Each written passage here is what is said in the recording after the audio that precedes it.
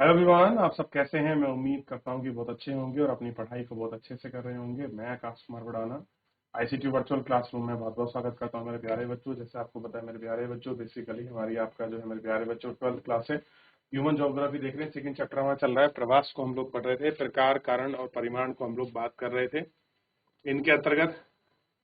Clear है? और इस पर हम लोग आपका देख चुके थे और अच्छे से बात भी हम लोग कर चुके थे। ठीक। और प्रवास के सामाजिक इन सारे कारकों को, इन सारे फैक्टर को हमने देखने का, जानने का प्रयास किया कि किस किस तरीके से ये फैक्टर हैं, कहाँ कहाँ पर किस तरीके से ये काम कर रहे हैं, और हम इनको देख चुके थे। और कारण को कि हमने पढ़ा कि ये सामाजिक फैक्टर किस तरह से वर्किंग करते हैं, क्या इनका कारण है, किस प्रकार ये काम करते हैं, इन सब को हम लोगों ने बड़े अच्छे से देख लिया था। तो इन कारकों के फैक्टर को एक बार देख लीजिए। कुछ पूछना है कुछ पूछ लीजिए, फिर आगे बढ़ते हैं।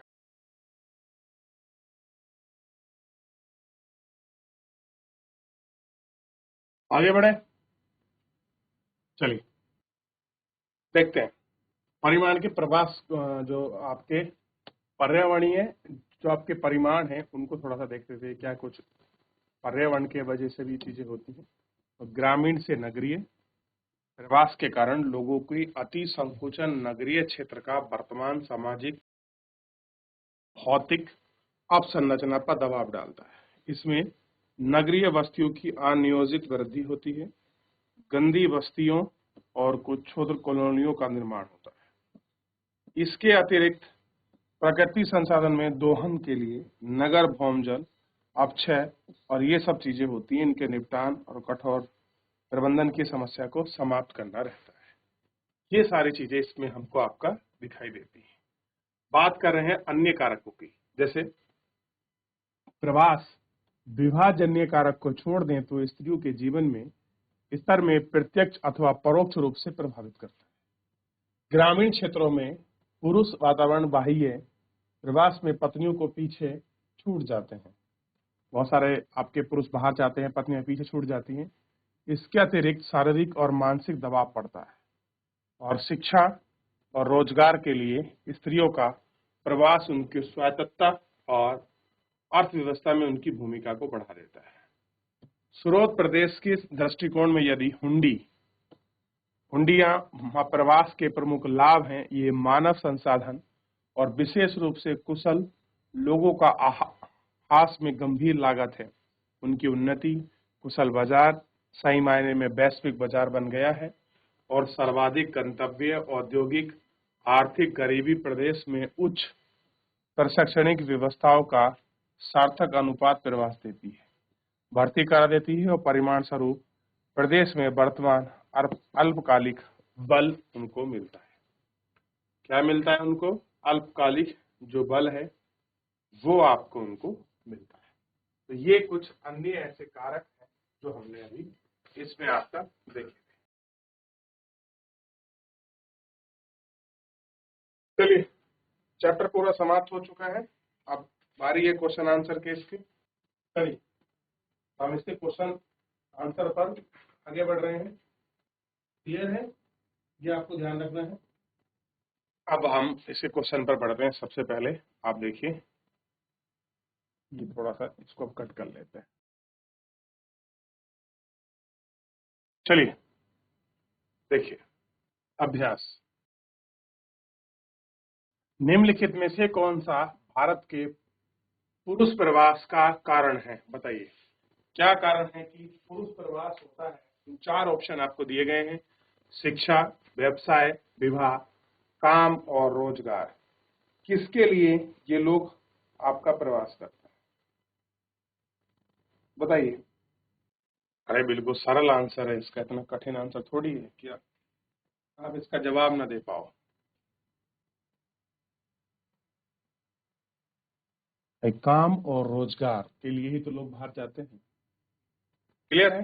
अगला देखिए, निम्नलिखित में से किस राज्य में सर्वाधिक संख्या में अप्रवासी आते हैं? अप्रवासी का मतलब समझते हो? जहां से लोग काम करने के लिए किसी दूसरे राज्य, किसी दूसरे देश, दूसरे क्षेत्र, दूसरे स्थान पर आते हैं, उसको कहते हैं अप्रवासी। देखिए बहुत अच्छा क्वेश्चन, सॉरी निम्नलिखित में से किस राज्य में सर्वाधिक संख्या में आप्रवासी आते हैं? चलिए आगे बढ़े। तो आंसर होगा इसका उत्तर प्रदेश। क्लियर है? तो उत्तर प्रदेश में सर्वाधिक आप्रवासी आते हैं। आगे बढ़ते हैं। निम्नलिखित में से कौन सा भारत में महिला प्रवास का प्रमुख कारण है? महिला प्रवास, काम, रोजगार, विवाह, शिक्षा या व्यवसाय, बताइए किस लिए प्रवास करती है महिला? इन चार ऑप्शन में से एक कारण है।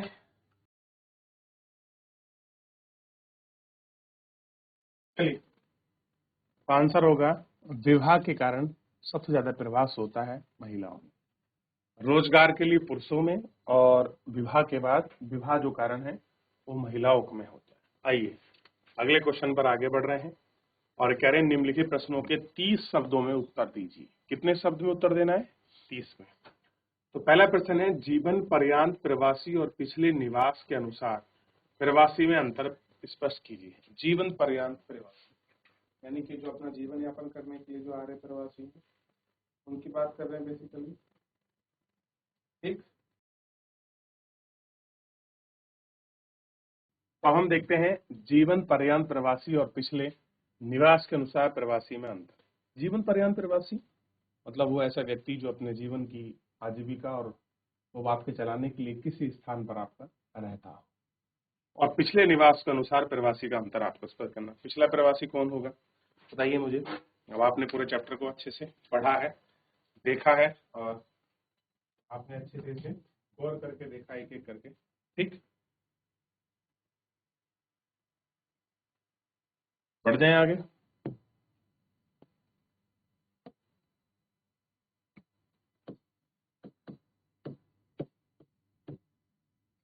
क्या कह रहे हैं? जब किसी व्यक्ति के जन्म के स्थान के जब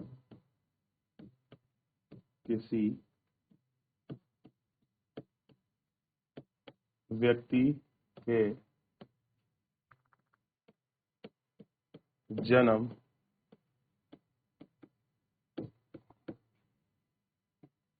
स्थान की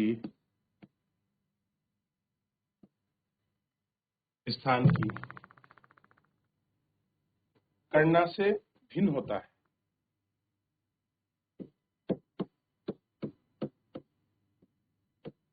गणना से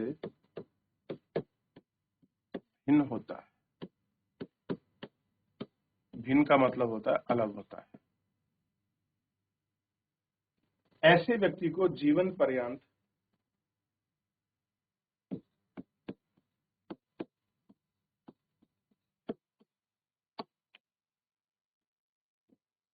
व्यक्ति को जीवन पर्यंत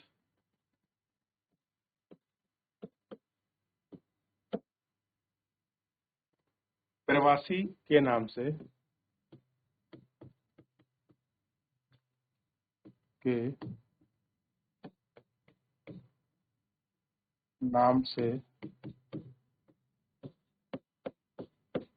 जाना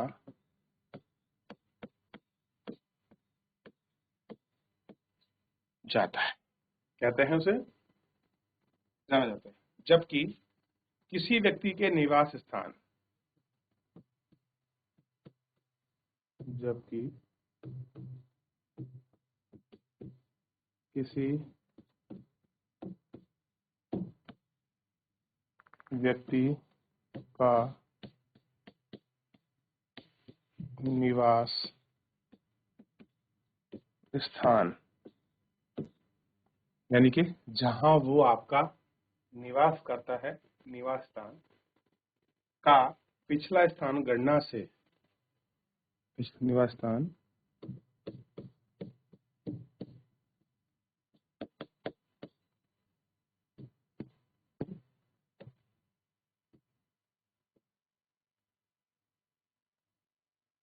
गणना से या गणना के स्थान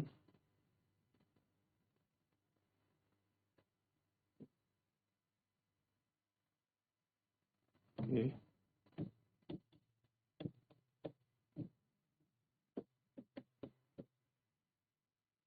स्थान से भिन्न होता है।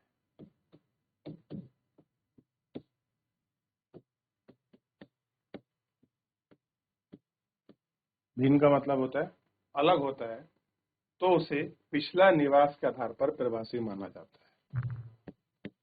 तो उसे पिछले आधार पर निवासी या प्रवासी आधार पर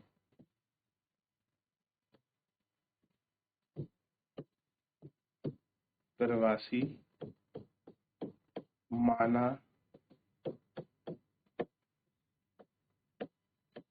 जाता है। क्लियर है?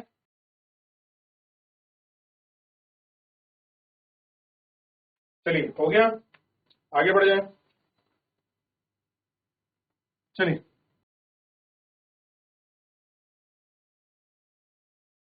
आगे बढ़े। चलिए, अगला क्वेश्चन है, स्त्री पुरुष चयनात्मक प्रवास के मुख्य कारण का पहचान कीजिए। कह रहे स्त्री और पुरुष का जो चयन प्रवास होता है उसके प्रमुख कारण की हमको पहचान। आइए हम पहचान करते हैं, पढ़ते हैं अगले आंसर की तरफ। देखिए, ग्रामीण क्षेत्रों में पुरुषों का चयनात्मक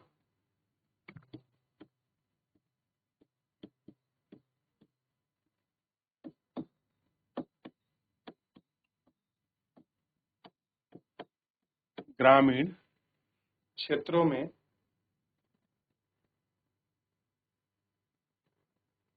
पुरुष चयनात्मक पुरुष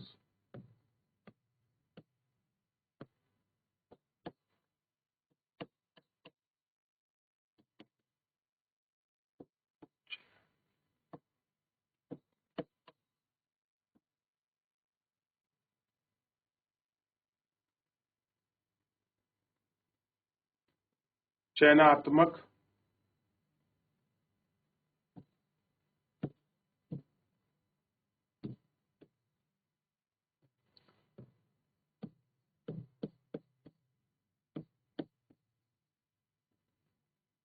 ठीक है, चयनात्मक बाह्य प्रवास के कारण जब कोई पुरुष बाहर जाता है,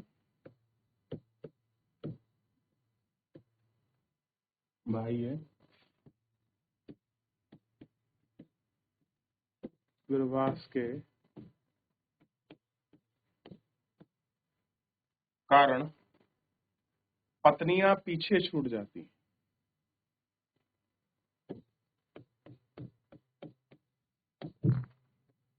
पत्नियां पीछे छूट जाती है। क्या होता है, जो पत्नियां हैं पीछे छूट जाती है, जिससे उन पर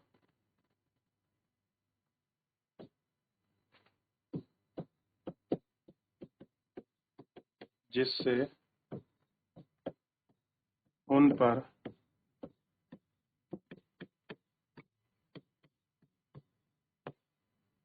अतिरिक्त दबाव पड़ता है।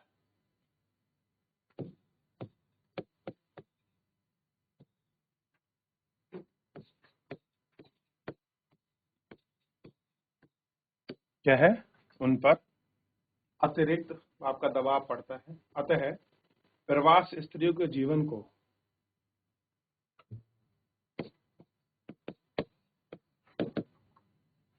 अतः प्रवास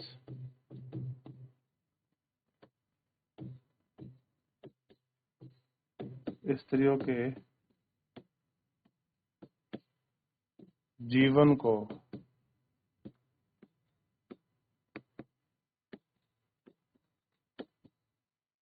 प्रत्यक्ष तथा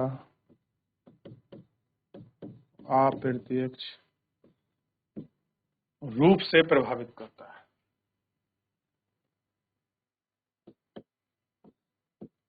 से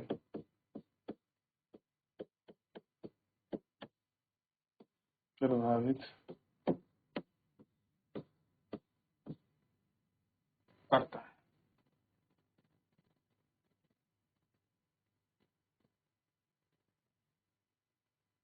क्लियर है?